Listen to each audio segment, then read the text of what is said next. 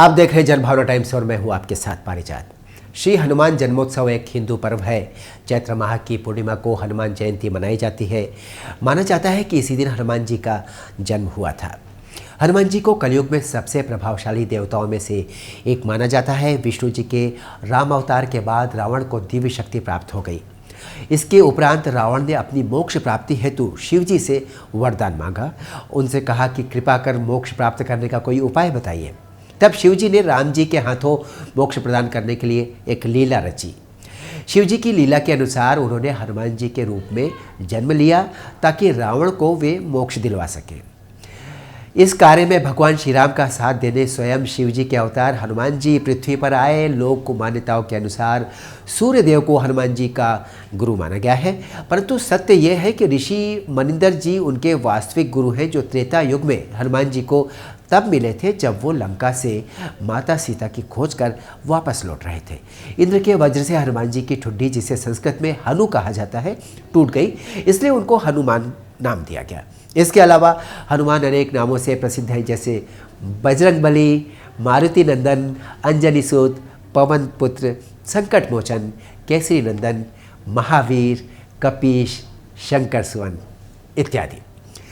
हम आपको बताना चाहेंगे कि संस्कृत में हनुमान जी के 108 नाम हैं। इनके हर एक नाम में जीवन का एक साल छुपा है, इसलिए श्री हनुमान जी का ये 108 नाम बहुत प्रभावशाली है।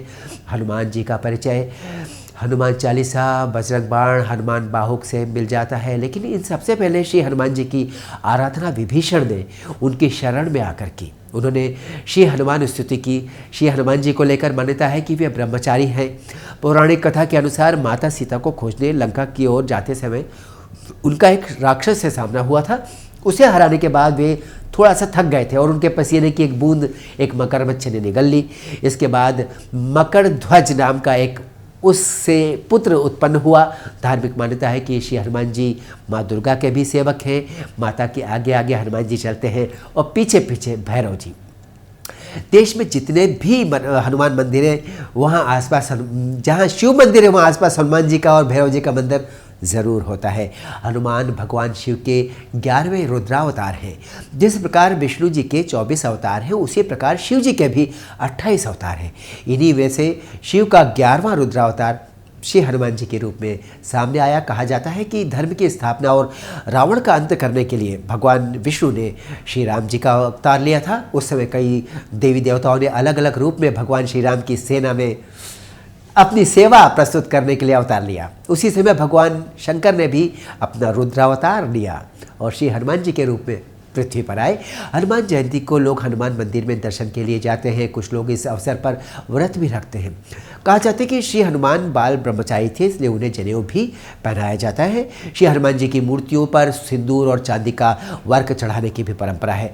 कहा जाता है कि राम जी की लंबी उम्र के लिए एक बार हनुमान जी अपने पूरे शरीर पर सिंदूर चढ़ा लिया था उन्होंने, और इसी कारण उन्हें और उनके भक्तों को सिंदूर चढ़ाना बहुत अच्छा लगता है। हनुमान जयंती पर श्री रामचरितमानस के सुंदरकांड का पाठ हनुमान जी को बहुत प्रसन्नता देता है। देश के मंदिरों में इस दिन रामचरितमानस और हनुमान चालीसा का पाठ किया जाता है। जगह जगह भंडारों का आयोजन किया जाता है। इस बार चैत्र पूर्णिमा यानी श्री हनुमान जयंती 16 अप्रैल के दिन मनाई जा रही है। श्री हनुमान जी का जन्मोत्सव देश भर में बहुत ही धूमधाम से मनाया जाता है। इस बार हनुमान जयंती के दिन शनिवार होने के कारण ये और भी विशेष होने वाला है। धार्मिक मान्यताओं के अनुसार शनिवार का दिन भगवान हनुमान और शनिदेव की पूजा के लिए शुभ माना गया है। इस दिन शनि दोष से मुक्ति पाने के लिए कुछ उपाय करना भी लाभप्रद होता है।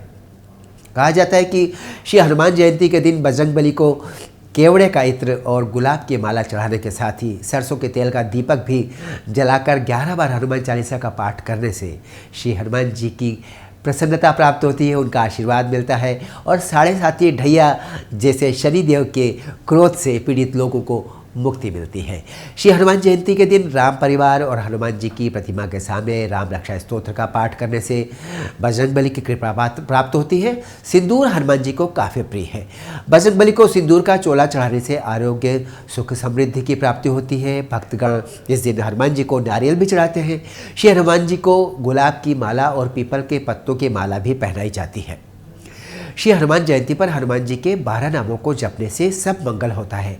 हनुमान जी के 12 नामों में हनुमान, अंजनी सूत, वायुपुत्र, महाबली, रामेष्ट, फाल्गुन सखा, पिंगाक्ष, अमित विक्रम, उदधिक्रमण, सीता शोक विनाशन और दशग्रीव दर्पहा का जप करने से भक्तों का कल्याण होता है। श्री हनुमान जी कलयुग के सबसे प्रभावशाली देवता और जीवित देवता माने जाते हैं। माना जाता है कि श्री हनुमान जी चिरंजीवी हैं और आज भी जीवित हैं।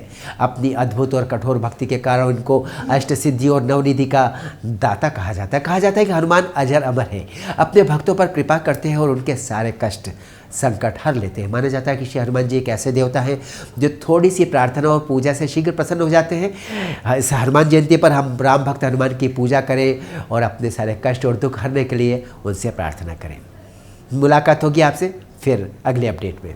देखते रहिए जनभावना टाइम्स। नमस्कार।